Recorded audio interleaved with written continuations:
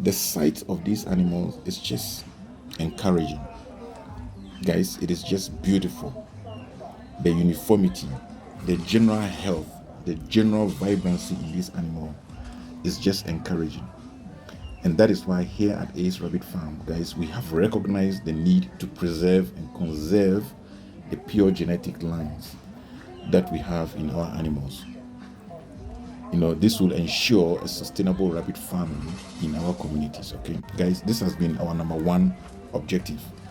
In fact, as I was planning this topic, I was struggling to come up with a better way of introducing the topic so that we can get a grasp of what we want to discuss. And for this reason, guys, I'm suspecting the best way is to perhaps pose a question, and the question is going to lead us to deep dive into this particular topic, which is of importance to the rabbit farming community. And basically it goes like this. A university is planning a useful research and has requested for 100 pure breed New Zealand, white, red, or Californian animals.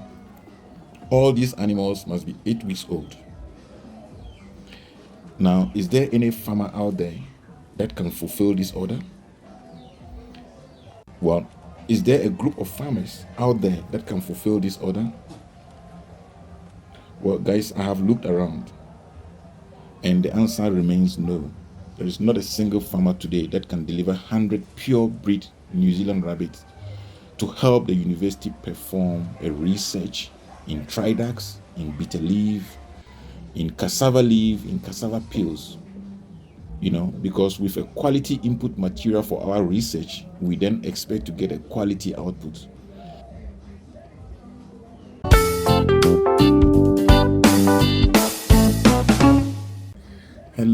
Hello everyone. Once again, welcome to another beautiful day here at Ace Rabbit Farms. Guys, while I allow you a moment to ponder over this rather hypothetical question, we would like to revive the topic of, breeding for a purpose. Okay, I'm talking about genetic preservation. I'm talking about advantages of hybridization. I'm talking about genetic conservation. I'm talking about training on management of your rabbit asset. I'm talking about responsible breeding. Guys, it is a vast topic. And we have already covered the very first part, which is inbreeding. Okay, because that seems to be the most urgent technique that people needed to know. So we've done some work on inbreeding. In fact, I'm just going to dump that entire video right here so that we can revisit that. That then becomes a segue for us into the real topic of gene conservation, responsible breeding, etc., training, and so forth. So, and therefore, this particular video is an opportunity for us to call out, to partners, institutions to support such program of genetic conservation.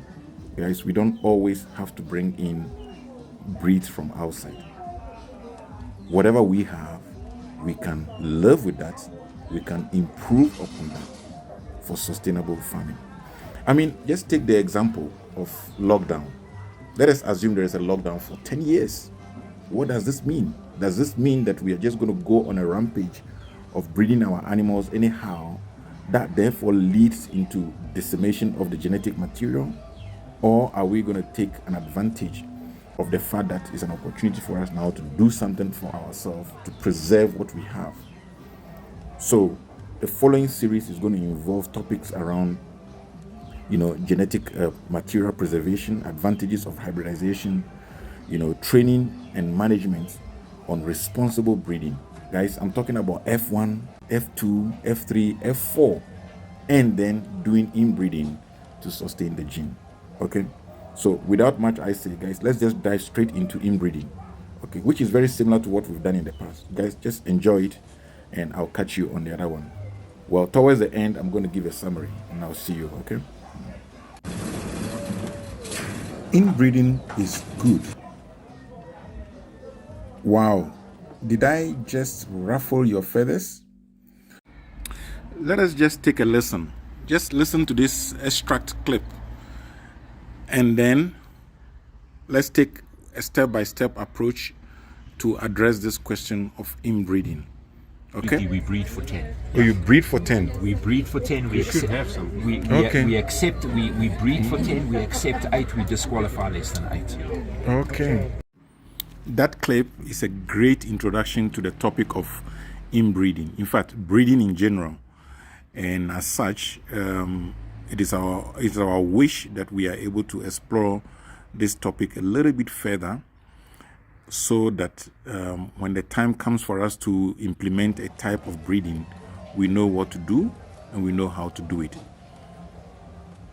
Join me on this journey at Ace Farm as we explore the general topic of breeding. At the end, you and I will be on the same page. I promise you, I surely promise you, we will be in total synchronization, in total agreement that inbreeding is actually very, very good. Only if you know what you are doing, only if you know what you want out of it.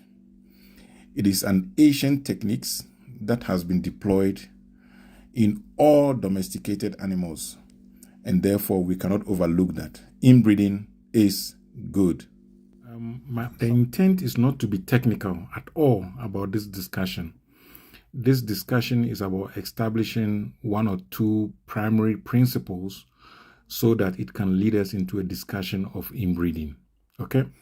A good question to ask is basically, what is the purpose of the farm?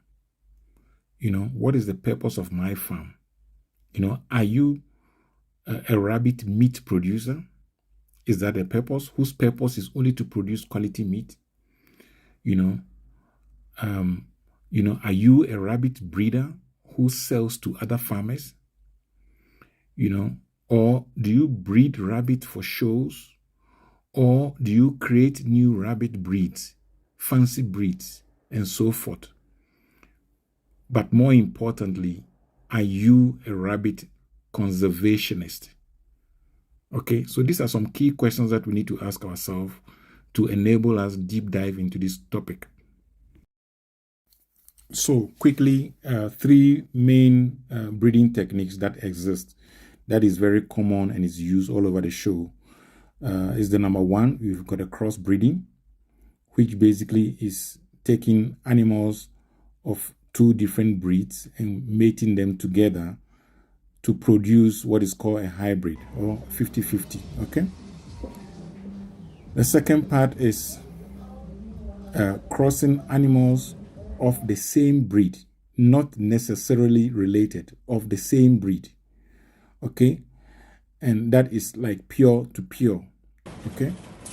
And the third one is crossing animals that are very, very closely related, okay? Father to daughter, grandfather to granddaughter, and so forth. So that is line breeding. And then when you have brother to sister, that really is the inbreeding.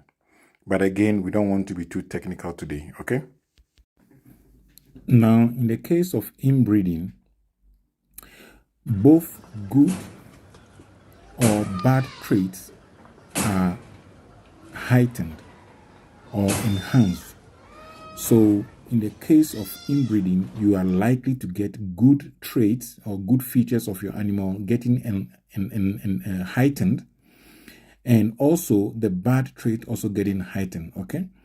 So if you are doing meat production, because there's likelihood of bad trait coming to the fore, you are likely to lose animals, you are likely to get animals that are not healthy, and so forth. And therefore, we all jump on the bandwagon and keep on saying that inbreeding is not good. Now, let's flip the coin over and look for the characteristics that makes good trait coming out of inbreeding. Of course, we are looking for good trait, like 10 teeth, like good meat, like beautiful colors that you want. And because of this, you want to heighten, you basically want to amplify these good traits.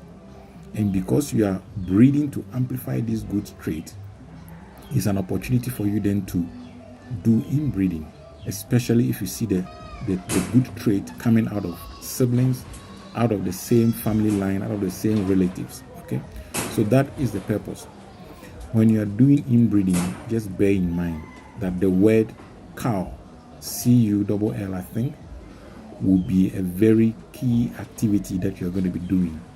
That means there will be some animals that you will have to remove from the herd. You have to kill them and get them out of the herd because they are now exhibiting the poor characteristics which you do not want. Okay, those are the poor characteristics that are coming out of inbreeding.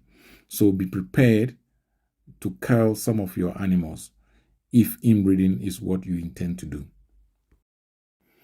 And so for the farmer who is intending on improving on characteristics of the animals, definitely inbreeding is an option. At the same time, for a conservationist who is interested in preserving certain good characteristics or certain good genes, by all means, inbreeding is used as a technique to retain lost genes or to bring about a certain pure breeds. Okay, so definitely inbreeding is applicable here too. But when it comes to pure meat production, just meat production, I will suggest that inbreeding is not a good practice. And so that really is where the discussion is. The main question comes back is, what is your farm? What is the purpose of the farm? And once you establish those purposes, you are then able to move into a particular breeding techniques just to ensure that you achieve your purpose. Okay. I know Elliot is out there eager to show us some of the cross breeds that we have created and some of the pure breeds that we have created. So yeah, Elliot, over to you. There is also another batch of hybrids from the pure breed line.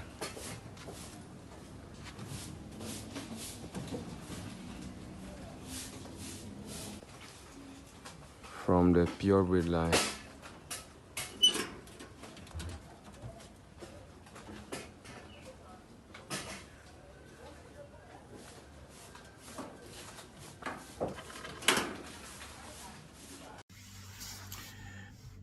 So, and so guys, there you have it.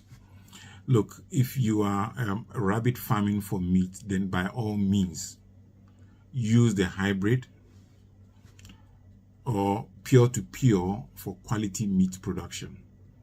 Okay, because there is the benefit is very clear. It's very obvious.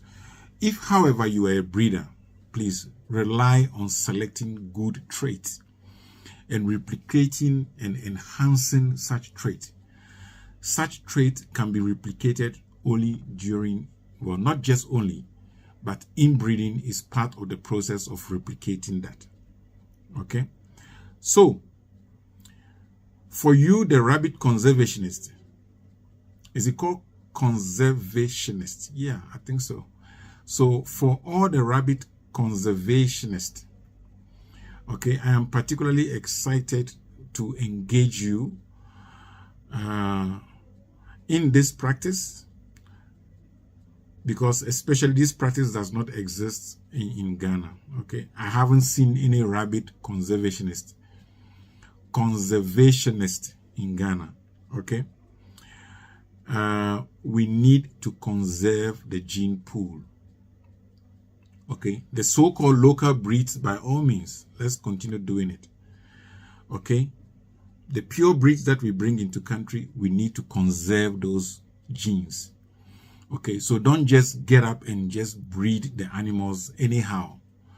When you are breeding the animals, you are breeding them with a purpose in mind. Keep that purpose going. Keep that purpose going. Ensure that you retain a pure gene. Ensure that your hybrid or your other genes that evolve out of this either go for meat. Ensure that your local breed remains. Okay, we need to ensure that a breed suitable for our environment for sustainable farming is developed. Okay. In summary, guys, without breed management, we cannot talk about standards. You know, because standard speaks about uniformity. It speaks about the same today the same tomorrow, the same forever. Okay, are we able to then, how do we then go about creating standard when our animals are all over the show, haphazardly, animals mixed? How do we then talk about standard? How do we then even talk about pricing? How then do we talk about quality input material for our universities to conduct research? So can you see, we live in the tropic where we have abundance of fauna, plants, trees, leaves here and there, and yet we are not able to come up with the true benefit of these leaves for our animals. And I believe the starting point is being able to do our own research, being able to do our own experiment, and we can conclusively, come to an answer when we have a quality input, guys. Quality in, quality out. That is all what I'm asking for. And at this particular moment is an opportunity to call out to partners. There are a lot of like-minded groups that definitely agree with what we are discussing here. Okay, therefore it's an opportunity for us to call out to you guys. You've got all our contacts. Reach out. We want to be part of your community that is going to embark on this journey of conserving the genes, at the same time producing top quality meat for our communities. But all in all, conserving, recovering of lost good genes, creating the various F1, F2, F3, all the way to F4, and then doing inbreeding and doing crossbreeding to bring about the best in our animals. So guys, this is where I end this discussion today. And it has now laid a real foundation for us to dive into genetic preservation discussion, genetic conservation, breeding responsibly. Okay, all right, you know how we do it here at Ace Farm, guys. Always keep farming, and I'll catch you again. Okay, bye.